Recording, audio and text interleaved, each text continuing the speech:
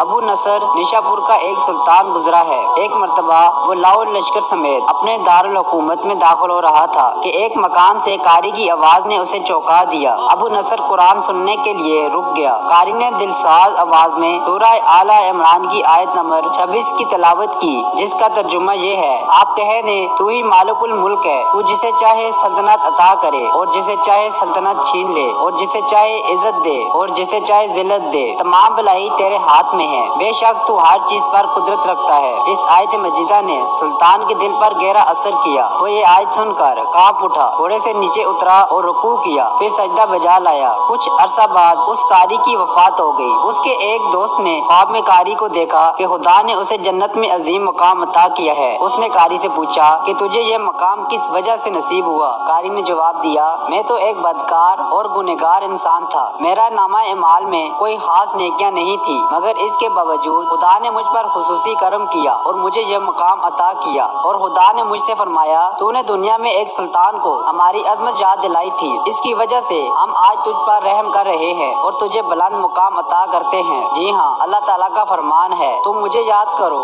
میں تمہیں یاد کروں گا۔ پرانے زمانے میں انطاکیہ ایک بہت بڑا شہر تھا۔ یہ شہر ایشیائے کوچک میں واقع تھا۔ اس شہر کی لمبائی 12 میل تھی اور اس میں انسانوں کی ایک بھاری تعداد قیام تھی۔ انطاکیہ شہر کے لوگ گمراہ اور ظالم تھے، وہ ستاروں اور بتوں کی پوجا کرتے تھے۔ اللہ تعالیٰ نے ان کی رشد و ہدایت کے لیے ان کے پاس 2 نبی بھیجے۔ اہل شہر نے ان کی تقویت کی تو ان کی تقویت کے لیے تیسرے رسول کو وہاں بھیجا گیا۔ چنانچہ تینوں انبیاء نے لوگوں کو خدا کے راستے کی دعوت دی اور شہر کے گوشہ گوشہ میں انہوں نے تبلیغ دین کی، لوگوں کو توحید کی دعوت دی، معاد اور یوم قیامت سے آگاہ کیا اور انہیں عذاب خداوندی سے خبردار کیا۔ اہل شہر بڑے بدبخت تھے۔ 3 انبیاء کی مشترکہ تبلیغی کوششوں کا ان پر کوئی خاص اثر نہ ہوا اور پورے شہر میں صرف 40 افراد نے ہی دعوت حق کو قبول کیا۔ شہر کے دوسرے لوگوں نے تینوں انبیاء اور ان کے پیروکاروں کو پکڑ کر انہیں سخت اذیتیں دی اور ظلم کی انتہا یہ کی گئی کہ ان مظلوموں کی گردن میں سوراخ کر کے اس میں رسیاں ڈالی گئیں اور شہر کے ظالم لوگ اس سے لطف اندوز ہوئے۔ اس شہر میں ایک مرد مومن رہتا تھا جس کا نام حبیب النجار تھا۔ وہ انبیاء پر ایمان لایا تھا لیکن وہ اپنے ایمان کو مخفی رکھتا تھا۔ وہ شہر میں بڑائی کا کام کرتا تھا۔ اسے جو مزدوری ملتی تھی وہ اس کو 2 حصوں میں تقسیم کرتا تھا۔ ایک حصہ اپنے اہل خانہ کو کھلاتا تھا اور دوسرا حصہ غریبوں اور مسکینوں میں تقسیم کرتا تھا۔ جب حبیب النجار کو اس ظلم کا پتہ چلا، انہوں نے اپنی قوم کو تبلیغ کرتے ہوئے کہا: اے میری قوم، ان رسولوں کی پیروی کرو، ان کی اتباع کرو جو تم سے کوئی اجر نہیں مانگتے اور وہ راہ راست پر ہے، اور میں کیوں نہ اس ذات کی بندگی کروں جس نے مجھے پیدا کیا ہے اور جس کی طرف تم سب کو پلٹ کر جانا ہے۔ کیا میں اس ذات کے علاوہ کسی کو معبود بناؤں؟ جبکہ اگر خدائے رحمان مجھے ضرر پہنچانے کا ارادہ کر لے تو ان کی شفاعت مجھے کوئی فائدہ نہیں دے سکتی اور نہ وہ مجھے چھڑا سکتے ہیں، تب تو میں صریح گمراہی میں مبتلا ہو جاؤں گا۔ میں تو تمہارے پروردگار پر ایمان لے آیا ہوں، لہذا میری بات سن لو۔ کیا میں اسے چھوڑ کر دوسرے معبود بنا لوں؟ حالانکہ اگر خدائے رحمان مجھے کوئی نقصان پہنچانا چاہے تو نہ ان کی شفاعت میری کسی کام آ سکتی ہے اور نہ وہ مجھے چھڑا ہی سکتے ہیں۔ اگر میں ایسا کروں تو میں گمراہی میں مبتلا ہو جاؤں گا۔ میں تمہارے رب پر ایمان لے آیا، تم بھی میری بات مان لو۔ لیکن ظالم لوگوں نے ان کی بات پر کان نہ دھرے اور ان کی نصیحت سن کر خواب غفلت سے بیدار نہ ہوئے، بلکہ ظالم درندے یکدم اس پر ٹوٹ پڑے اور بیچارے کو اتنا مارا کہ اس کی انتڑیاں باہر نکل آئیں۔ پھر اس کا گلا دبا کر قتل کر دیا اور لاش کو ایک کنویں میں ڈال کر اس میں مٹی ڈال دی گئی اور وہ کنواں اس کا مدفن بن گیا۔ بعض روایت کے مطابق ظالموں نے اسے پکڑ کر آری سے 2 حصوں میں تقسیم کیا تھا۔ ایک اور روایت میں مذکور ہے کہ لوگوں نے اس کی گردن میں سوراخ کیا